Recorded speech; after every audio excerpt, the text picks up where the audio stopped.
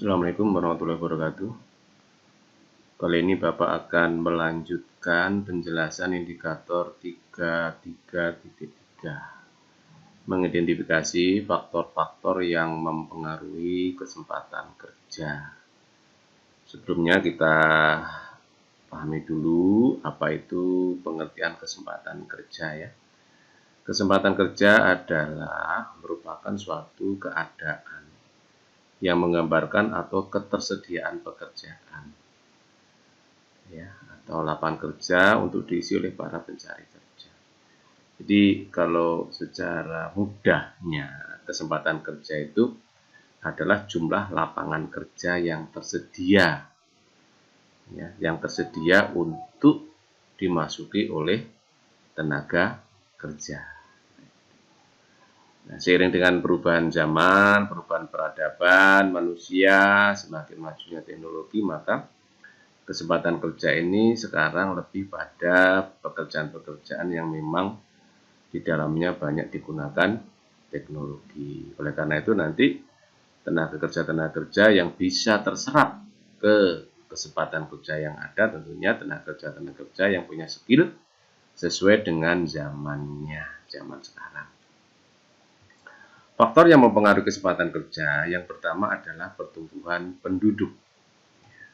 Kualitas pertumbuhan ekonomi suatu daerah akan dipengaruhi oleh tingginya angka pertumbuhan penduduk. Nah, kalian masih ingat waktu kita membahas pertumbuhan ekonomi, kita membahas pendapatan nasional, kita membahas pendapatan per kapita. Waktu kita membahas pertumbuhan ekonomi, di situ ada pendapatan nasional. Ya, ada jumlah penduduk. Artinya apa? Kalau pertumbuhan ekonomi ini tinggi, sedangkan jumlah penduduknya juga lebih tinggi. Nah ini tentunya akan berpengaruh pada tingkat kesempatan kerja. Artinya, jadi semakin tinggi jumlah pertumbuhan penduduk, maka akan mengakibatkan rendahnya tingkat kesempatan kerja. Karena apa? Karena jumlah lapangan kerja yang tersedia jauh lebih sedikit dari jumlah penduduk yang masuk usia kerja dan siap bekerja. Nah, oleh karena itu tentunya pertumbuhan penduduk ini menjadi faktor yang sangat berpengaruh. Ya, sangat berpengaruh dalam kesempatan kerja yang ada. Tentunya yang terbaik adalah kesempatan kerja seimbang dengan jumlah penduduk yang akan mencari kerja. Itu idealnya ya. Nah, ini lebih bagus lagi kesempatan kerja jumlahnya lebih besar daripada pertumbuhan penduduk yang akan mencari kerja. Nah, itu lebih ini lagi sehingga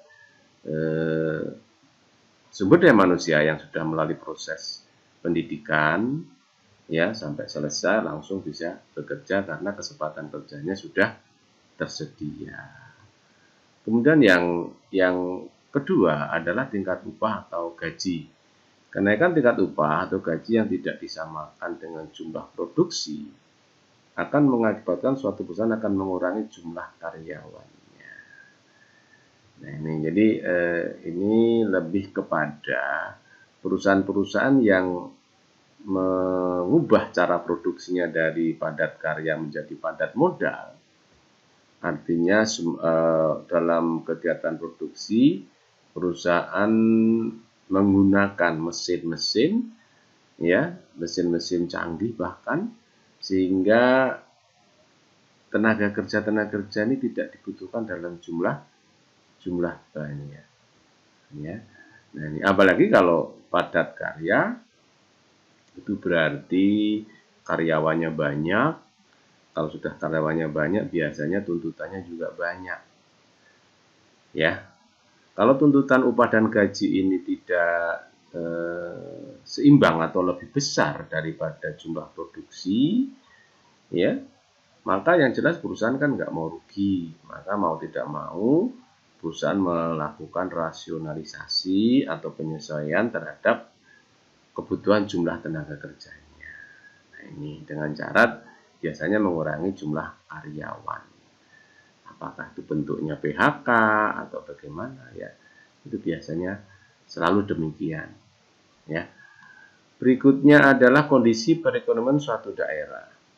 Tingginya tingkat perekonomian suatu daerah mencerminkan kegiatan produksi yang tinggi. Ya, nah ini daerah.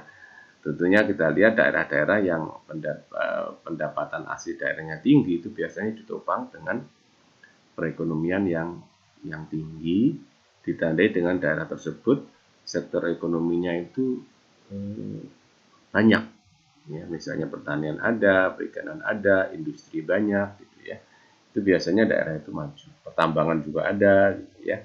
Nah, ini tentunya akan berpengaruh pada kesempatan kerja. Ya, semakin banyak sektor ekonomi di suatu daerah, tentunya lapangan kerjanya juga semakin banyak, berarti kesempatan kerjanya juga semakin luas. Kemudian berikutnya yang keempat, kualitas atau produktivitas sumber daya manusia. Tingginya kualitas dan produktivitas seseorang dalam suatu daerah, maka akan mendorong tingginya kesempatan kerja.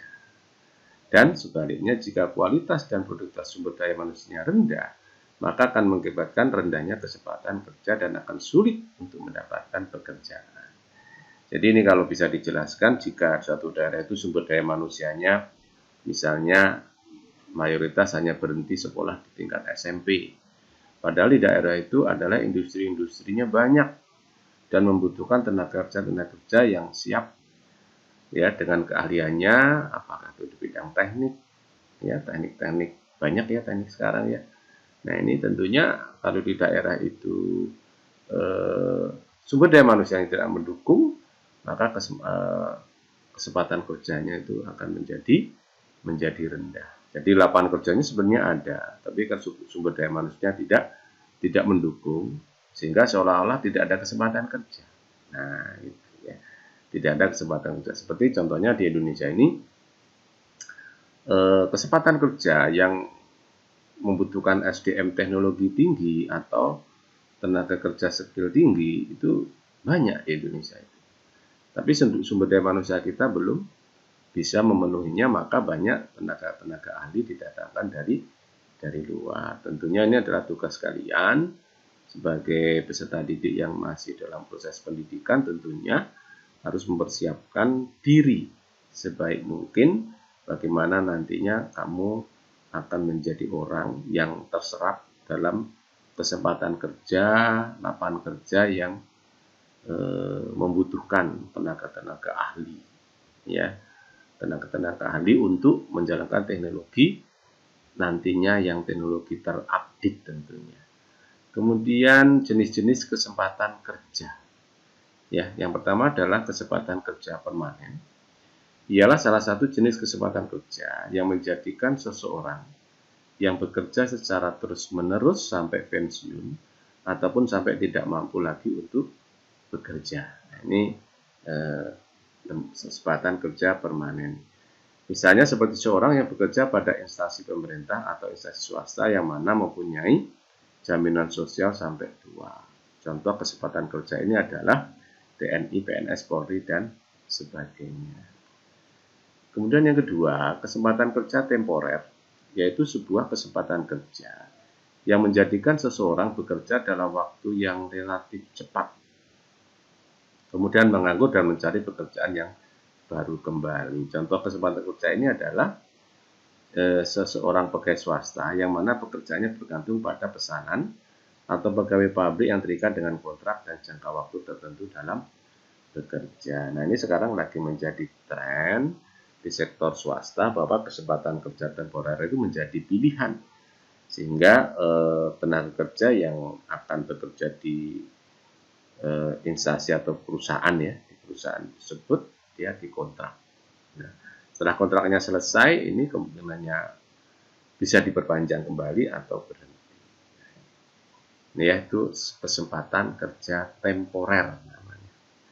Kemudian klasifikasi kesempatan kerja.